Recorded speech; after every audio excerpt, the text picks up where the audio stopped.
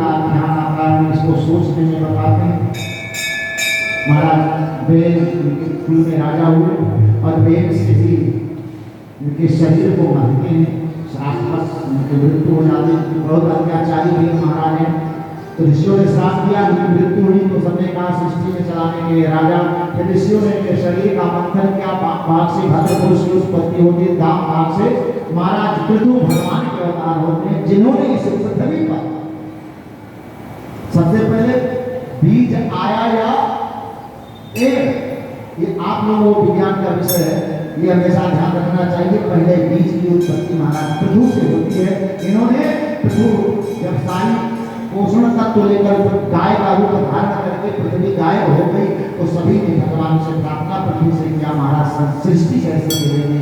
तो इन्होंने तपस्या करके और फिर पृथ्वी को बनाया।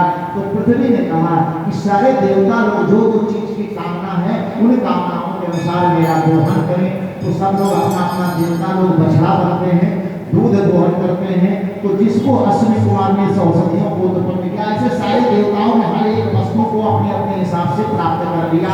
और फिर महाराज पृथु भगवान के भक्त बन करके 1000 कान को वरदान में प्राप्त करके और भगवान का स्वरूप का अवतार माना जाता है। और इन्हीं के ही महाराज जो प्रियव्रत मनु महाराज के संतान, उन्हीं के कुल में महाराज कौन हुए? ऋषभदेव। प्रियव्रत के ही कुल में ऋषभदेव महाराज के राजा हुए, जिनसे जैन परंपरा का जो जैन धर्म है, धर्म ये तो सनातन से ही है। कोई भी जैन धर्म मानने वाला ये नहीं कह सकता मैं सनातनी नहीं। उसका प्रादुर्भाव सनातन से ही है। मत उसके केवल जो पूजा का विधान है केवल अलग है, बाकी सारी परंपराएं सनातनी है। इसलिए जो जैन धर्म को मानने वाले हैं वो जानते हैं मैं सनातनी हूँ और सनातनी ही रहूंगा। केवल पूजा का मत अलग है, केवल पूजा का। तुम्हारा ऋषभदेव से ही सनातन यानी जैन धर्म की परंपरा चालू होती है। महाराज ऋषभदेव के 79 पुत्र हैं और एक और है 79 और एक 80। तो एक को अलग करके 79 यानी 79 से ही देखा जाता है, जिनमें उन्होंने 70 पुत्रों को राज दे दिया। 70 पुत्रों को राज न बंटवारा कर दिया। 9 पुत्र जो है अवधूत हो गए।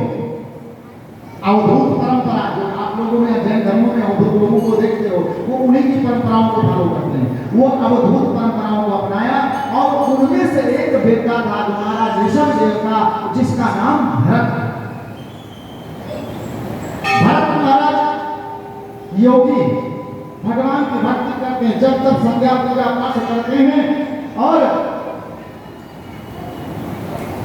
एक दिन गंगा के किनारे बैठे हुए संध्या पूजन में, तब तक एक हिरणी के पीछे, गर्भवती हिरणी उसके पीछे एक सिंह मारने के लिए लगा हुआ है। हिरणी का जो है प्रसव काल का समय है, बच्चा कभी भी पैदा हो सकता है, लेकिन डर के मारे वो सिंह से जान बचाने के लिए भाग रही है। लेकिन जब देखा कि मैं बच नहीं पाऊंगी तो उसने छलांग लगाया नदी में, लेकिन प्रसव के समय से होने के कारण से वो बच्चा जो है जाकर के नदी के तट पर गिर गया। हिरणी छलांग लगा करके अपना प्राण त्याग देती है।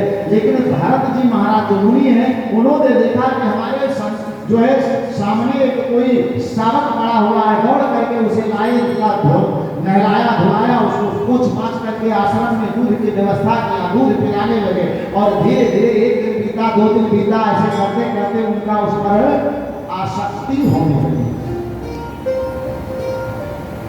घर में जानवर सेवा ठीक है, गृहस्थ धर्म में इसका बहुत अच्छा बताया जाता है कि गृहस्थ धर्म को सभी का सेवा करना चाहिए, लेकिन आसक्ति नहीं बनानी चाहिए। घर में कुत्ते पालते हैं लोग, घर में गृहस्थों के लिए कुत्ता पालना बहुत निषेध माना जाता है। अब आजकल 70% से ऊपर लोग कुत्ता पालने लगे। कुत्ते की सेवा ठीक है,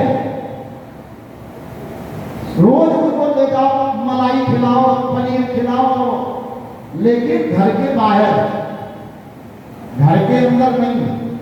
उसका कारण है उनके जो सूक्ष्म परमाणु नेत्र में होते हैं ना, नेत्र से अगर किसी भी पूजा पाठ इत्यादि कोई भी शुभ सामग्री या शुद्ध चीजों पर उनकी दृष्टि पड़ जाती है ना, कुत्ते की कहावत भी कहा जाता है, लेकिन फिर भी आप लोग नहीं समझते हो, कुत्ते की दृष्टि। अब उसकी दृष्टि पड़ गई, उसके सूक्ष्म परमाणु उस भोजन सामग्री इत्यादि में चले जाते हैं, उसको खाओगे अशुद्ध ही रहेगा। अरे मानो तो हमारा ये धर्म विज्ञान है, नहीं वो तो आप उसको प्रमाण करते हैं। महाराज के पास